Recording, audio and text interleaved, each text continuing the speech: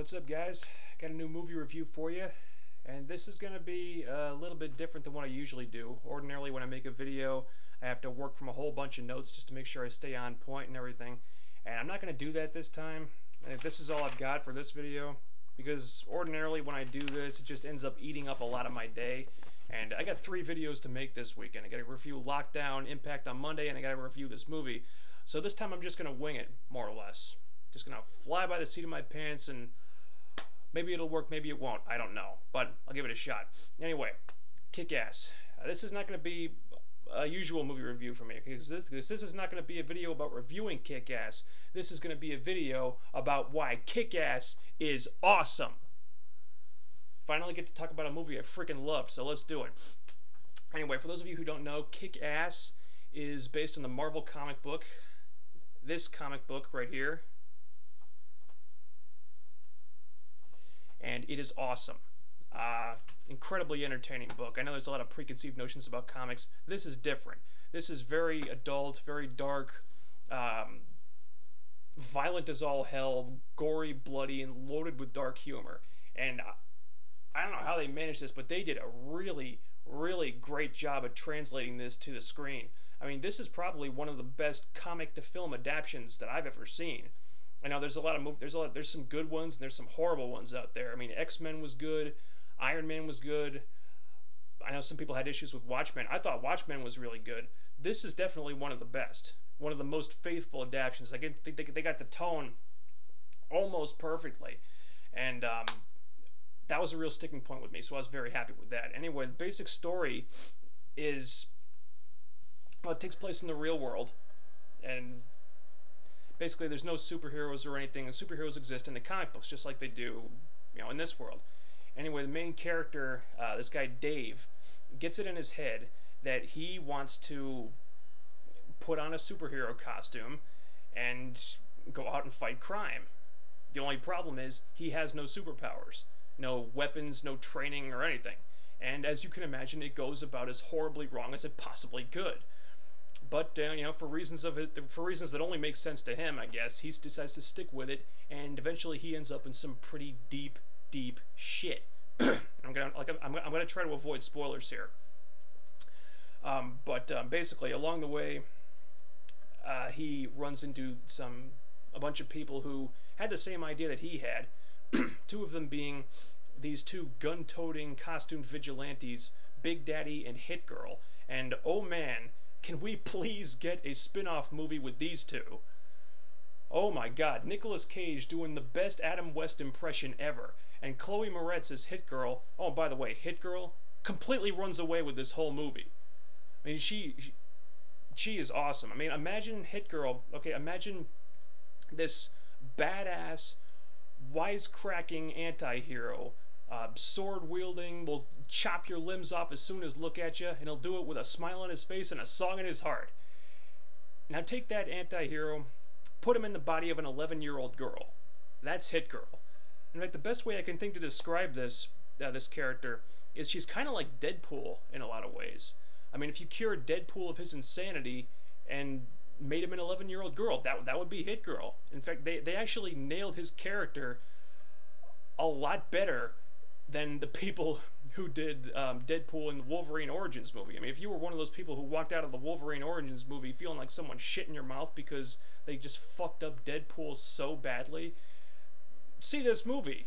You probably feel a lot better about it. I mean, I felt better about Deadpool after I saw this. I was like, hey, Hit Girl. I mean, they actually nailed Deadpool quite well with this Hit Girl character.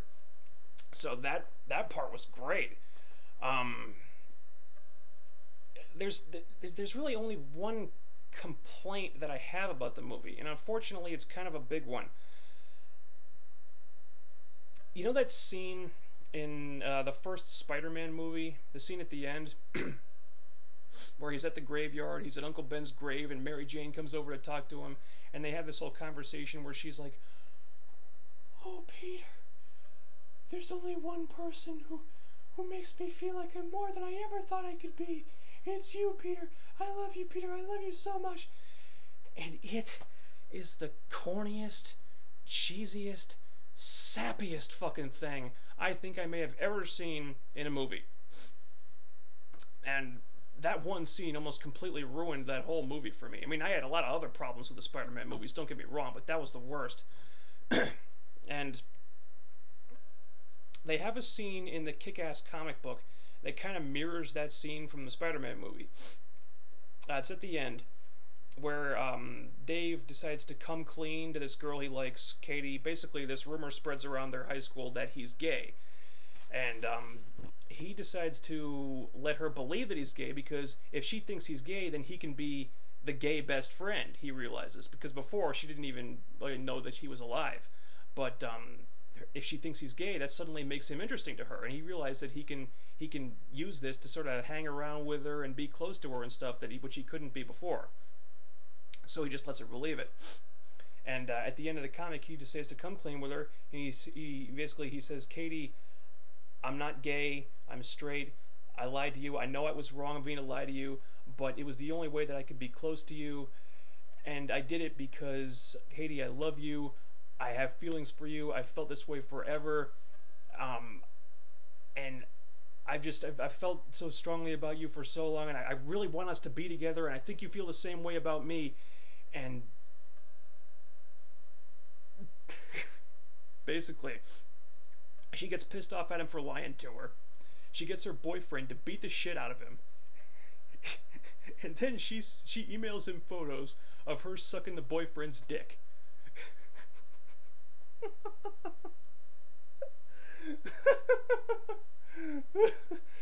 And it is the most fucking hilarious thing I think I may have ever read in a comic, magazine, book, whatever. I mean, when I read that scene, I was fucking laughing my ass off for hours afterward. And I kept waiting for that scene in the movie. I kept waiting for it. I was like, oh, here it comes, it's gonna be hilarious. He's gonna send him the pictures, I'm gonna laugh my ass off. And about halfway through the movie, I realized, oh, they're not gonna do that, are they?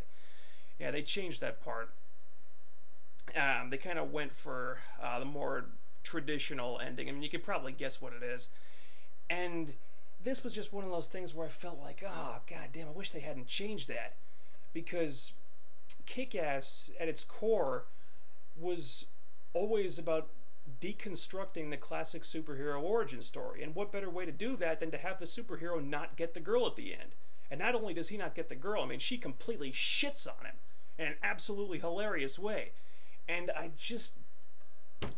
I was really hoping they would use that. I mean, I can see why they didn't use it, obviously, because, I mean, you gotta send the casual fans home happy, and, I mean, if you haven't read the comic, you probably won't miss it, and the ending that they come up with works fine within the context of the movie, but it really bummed me out that they didn't use that, because that was one of the most entertaining things about the whole comic for me. So, that part really bummed me out, because I kept waiting for it. I mean, it's not a bad ending in any way, it's just not the ending that I wanted. But I'm weird like that. I mean, like I said, I can see why they didn't use it, obviously, so maybe I'm just barking up the wrong tree here. Another thing they changed, I think this is the only other major change. I mean, there were changes throughout the movie. They had to, tweak certain things just to make it play better as a movie, because not everything's going to translate from the page to the screen. But I think the only other really major change is they kind of changed what happens to Hit Girl at the end, because in the comic she ends up one way, in the movie she ends up another way, and it's obvious that they're trying to keep her in play for the sequel, and this is a change I'm happy about, because they need to bring her back for the sequel, or that freaking Hit Girl spin-off movie, because I would see that movie 10 fucking times, because she really is the best thing about this movie by a mile. So that was a change I was fine with. And overall, I think, like I said, they did nail the tone of the book really well. Maybe it's not quite as funny as I thought it would be, just because, well, Mark Miller's the guy who wrote the comic book. Mark Miller, his sense of humor is probably really hard to translate to a movie. I mean, and it was funny. I mean, I was laughing my ass off at times, but it's probably a little bit more dramatic and a little bit less funny than I was expecting. And that's fine. That's one way to do it. And, as with the other changes, I think it works within the context of the movie. And, wow, I'm running out of time here. Got like a minute left. So, regardless of the changes, I mean, if you haven't read the book, you probably won't mind the changes. I mean, you won't notice them. But I think you'll like it the way it is. You know, even though I wasn't crazy about that one change in particular. I mean, I thought it was a great movie, tremendously entertaining. I mean, I guarantee you probably won't find a more entertaining movie out there for a while, at least until Iron Man 2 drops. I mean, that was kind of a question mark, but wow, 30 seconds left. Shit. Okay, Kick-Ass, 2 thumbs up. Great movie, great time at the movies. I thought it was awesome. So, Kick-Ass, kicks ass. Sorry, had to say it. Anyway, awesome. 2 thumbs up. I got 10 seconds left. Okay, over and out. See you guys in a few days. Later.